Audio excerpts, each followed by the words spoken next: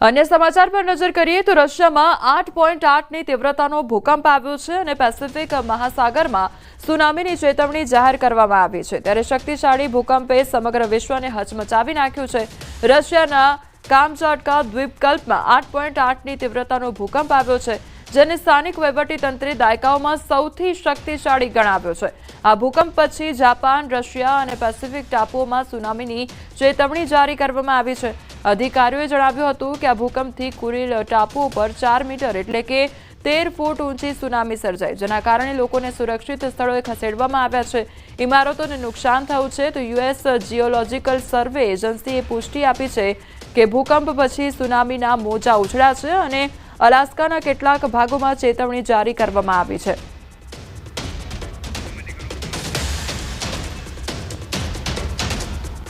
તો શક્તિશાળી ભૂકંપે આખી દુનિયાને હચમચાવી દીધી છે। ત્યારે રશિયાના કામચટકા દ્વીપકલ્પમાં 8.7ની તીવ્રતાનો ભૂકંપ આવ્યો હતો, જેને સ્થાનિક વહીવટી તંત્રે દાયકાઓમાં સૌથી શક્તિશાળી ગણાવ્યો છે। આ ભૂકંપ પછી જાપાન, રશિયા અને પેસિફિક ટાપુઓમાં સુનામીની ચેતવણી જારી કરવામાં આવી છે।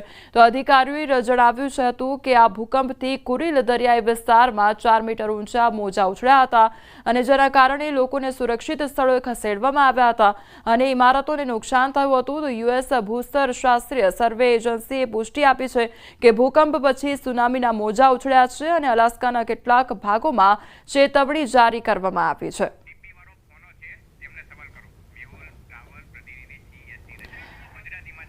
તો આપણી સાથે મેહુલ રાવલ, પ્રતિનિધિ CSCTના જોડાયા છે, તેઓ રશિયાથી આપણી સાથે જોડાયા છે। સૌથી પહેલા તો મેહુલભાઈ, આપનું ન્યૂઝ 18 ગુજરાતીમાં સ્વાગત છે। મેહુલભાઈ, હવે રશિયામાં 8.8ની તીવ્રતાનો ભૂકંપ એટલે અત્યારે કયા પ્રકારની ત્યાં આગળ પરિસ્થિતિ છે?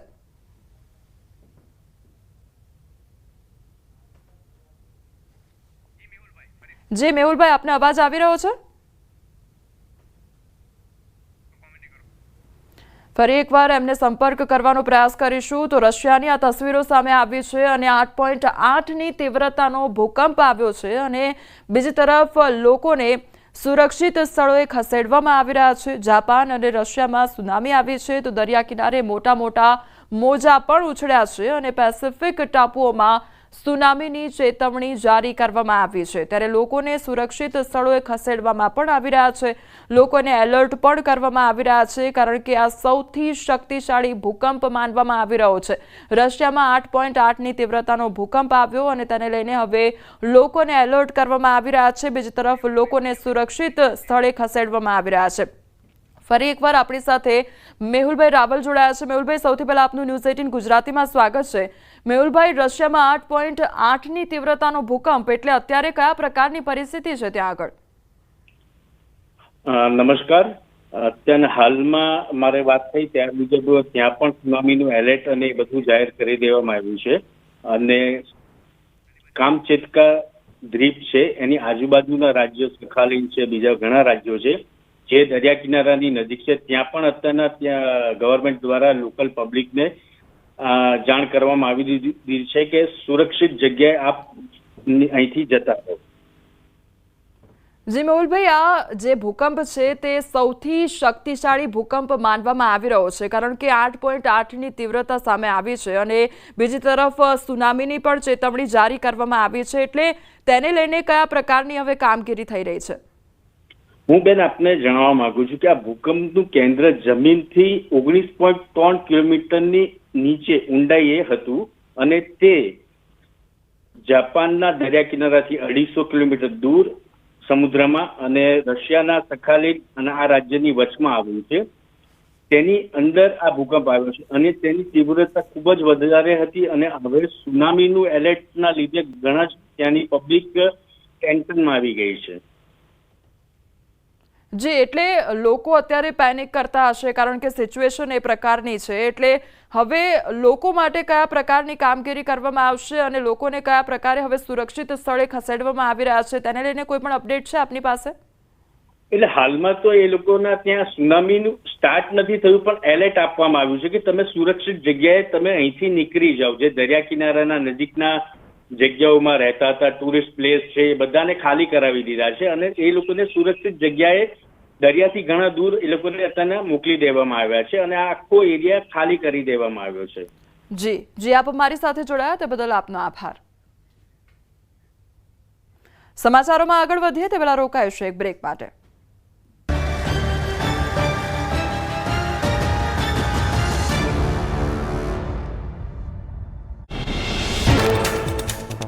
વલસાડના કપરાડા અને ધરમપુરના જંગલોમાં પ્રકૃતિ સોળે કળાએ ખીલી. વિલ્સન હિલનો જોવા મળ્યો અદ્ભુત નજારો. પર્વતો પર વાદળો ઉતરી આવ્યા હોય એવા દ્રશ્યો આવ્યા સામે. મોટી સંખ્યામાં સહેલાણીઓ ઉમટ્યા. રાજૌરીમાં ભારે વરસાદથી નદી નાળાઓ બન્યા તોફાની. અનેક વિસ્તારોમાં પૂર જેવી સ્થિતિ સર્જાઈ. તંત્રએ જાહેર કરી એડવાઇઝરી. રાહત અને બચાવ ટીમોને પણ એલર્ટ પર રાખવામાં આવી. હિમાચલ પ્રદેશના મંડીમાં જેલ રોડ પર વાદળ ફાટતા મચી ભારે તબાહી. લોકોના ઘરોમાં ઘૂસ્યા પાણી. ફસાયેલા લોકોને બહાર કાઢીને સુરક્ષિત સ્થળે ખસેડાયા. મંડીમાં વરસાદના કારણે ભારે નુકસાન. હિમાચલ પ્રદેશમાં વાદળ ફાટવાથી મંડીમાં પૂરની સ્થિતિ. પૂરમાં 2 લોકોના મોત, જ્યારે 1 વ્યક્તિ ગુમ હોવાની માહિતી આવી સામે. મંડીમાં સતત વરસાદી માહોલથી અનેક જગ્યાએ નુકસાની નોંધાઈ. મંડીમાં ઠેર ઠેર તબાહીના દ્રશ્યો આવ્યા સામે. ક્યાંક મકાન, ક્યાંક વૃક્ષ ધરાશાય. પાણી સાથે કાટમાળ અને વાહનો તણાયા. તંત્ર બચાવ કામગીરીમાં જોડાયું. જલ્દીથી જનજીવન પૂર્વવત કરવા તંત્રના પ્રયાસ. મંડીમાં પૂરના પાણીમાં તણાઈને આવેલા વાહનો નાળામાં ફસાયા. સ્થાનિક પોલીસ સહિતની બચાવ ટીમે ફસાયેલા વાહનોને કાઢવા સહિતની કામગીરી હાથ ધરી. સ્થાનિકોને પણ પૂરગ્રસ્ત વિસ્તારમાંથી સુરક્ષિત સ્થળે ખસેડાયા. હિમાચલ પ્રદેશમાં ભારે વરસાદ વચ્ચે ઠેર ઠેર ભૂસ્ખલનની ઘટના. જૂના કાંગડા ઘાટ પાસે ભૂસ્ખલનથી મટૌર શિમલા નેશનલ હાઈવે થયો બંધ. રસ્તા પર થયો પથ્થરોનો ઢગલો. વાહન વ્યવહાર ઠપ થતા લોકો મુશ્કેલીમાં મુકાયા. કેદારનાથ યાત્રા માર્ગ પર ગૌરીકુંડ અને સોનપ્રયાગ વચ્ચે ભૂસ્ખલન. યાત્રીઓને ગૌરીકુંડમાં રોકવામાં આવ્યા. સુરક્ષાને ધ્યાને રાખી બંને બાજુ પોલીસ બંદોબસ્ત ગોઠવાયો. યાત્રીઓને સલામત સ્થળોએ રહેવા અને સૂચનાઓનું પાલન કરવા તંત્રએ કરી અપીલ. સતત વરસાદના લીધે સાપુતારા ઘાટ માર્ગમાં મસમોટી પથ્થરની શિલાઓ ધસી. પર્વત પરનો કાટમાળ રસ્તા પર આવ્યો. સદનસીબે કોઈ જાનહાનિ નથી સર્જાઈ. તંત્રએ પ્રવાસીઓને સાવચેતી રાખવા કરી અપીલ. ઉત્તરાખંડના બદ્રીનાથ ધામમાં અલકનંદા નદીના જળસ્તરમાં વધારો. વરસાદના લીધે જળસ્તરમાં સતત થઈ રહ્યો છે વધારો. અલકનંદા નદીનો ધસમસતો પ્રવાહ બ્રહ્મા કપાલ અને ગાંધી ઘાટ સુધી પહોંચતા યાત્રાળુઓને જતા અટકાવવામાં આવ્યા. મધ્યપ્રદેશના રાયસેન જિલ્લામાં ભારે વરસાદથી પૂરની સ્થિતિ. જિલ્લા મુખ્યાલયની ઘણી રહેણાંક વસાહતોમાં પાણી ભરાઈ જતા જનજીવન પ્રભાવિત. નીચાણવાળા વિસ્તારોમાં ઘરોમાં ઘૂસ્યા પાણી. લોકો પાણી વચ્ચે ઘરમાં કેદ. રાજસ્થાનના કોટામાં વરસાદે મચાવી તબાહી. રામગંજ મંડીમાં વસાહતો વરસાદી પાણીમાં ડૂબી જતા એસડીઆરએફે સ્થળાંતરની કામગીરી કરી. શેલ્ટર હોમમાં સ્થળાંતર કરાયેલા લોકો માટે ભોજન સહિતની વ્યવસ્થાઓ કરવામાં આવી. રાજસ્થાનના કોટામાં પૂરની સ્થિતિને પગલે તંત્રએ રાહત બચાવ કામગીરી હાથ ધરી. સાલેડા કલાન ગામમાં 2 લોકો ધસમસતા પ્રવાહ.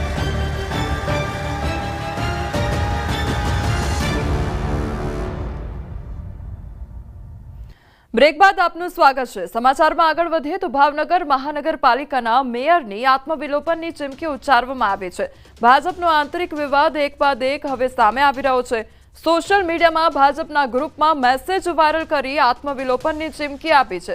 મેયર સાથે થઈ રહેલા અન્યાય અને તેમને નિશાન બનાવતા હોવાનો મેસેજ સોશિયલ મીડિયામાં વહેતા કર્યા છે. આજ ભાવનગર ભાજપના પ્રભારી રત્નાકરજી ભાવનગર આવી રહ્યા છે અને તે દરમિયાન જ ભાજપમાં ભડકો થયો છે. મેયરે ભાજપના ગ્રુપમાં પોતાની વ્યથા ઠાલવી અને મેયર દ્વારા ભાજપના જ ગ્રુપમાં મેસેજ મૂકવામાં આવ્યા બાદ ગ્રુપ એડમિને તમામ મેસેજ ડિલીટ કર્યા છે. સંવાદદાતા નીતિન અમારી સાથે જોડાઈ ગયા છે. નીતિન, હવે ભાજપમાં જે ભડકો થયો છે તેની ચરમસીમાએ હવે પહોંચી ચૂક્યો હોય તે પ્રકારની પરિસ્થિતિનું નિર્માણ થયું છે. નીતિન, જી વાત કરીએ તો ભાજપનો આંતરિક વિવાદ એક બાદ એક ધીરે ધીરે સામે આવી રહ્યો છે. ગઈકાલે મોડી રાત્રિએ સોશિયલ મીડિયાના ભાજપના ગ્રુપમાં મેસેજ વાયરલ કરી અને મેયર દ્વારા આત્મવિલોપનની ચમકી છે તે પોતે એમાં વ્યક્ત કરી હતી. મેસેજમાં મેયર સાથે જે અન્યાય જાય છે અને તેને નિશાના મતલબ તેને ટાર્ગેટ કરવામાં આવતો હોય તેવો મેસેજ છે કે તે બીજેપીના ગ્રુપમાં છે તે વહેતો થયો હતો. ત્યારે આજે ભાવનગરમાં જે ભાજપના અગ્રણી છે રત્નાકરજી તે પણ આવી રહ્યા છે. એટલે તે દરમિયાન ચોક્કસ કહી શકાય કે આ ભાજપમાં ઉચ્ચ રાજકીય નેતાઓ તો જ્યારે ભડકો સામે આવ્યો છે.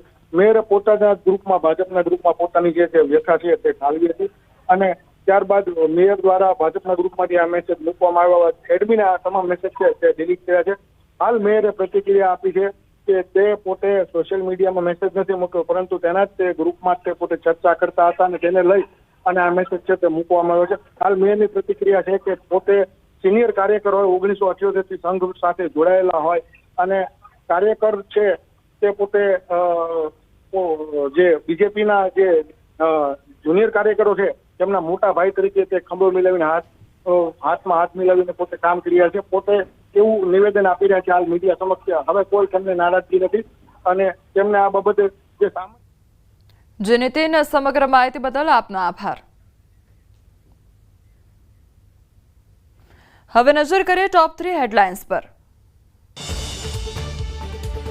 રશિયામાં 8.8ની તીવ્રતાનો ભૂકંપ, જાપાનમાં આવી સુનામી.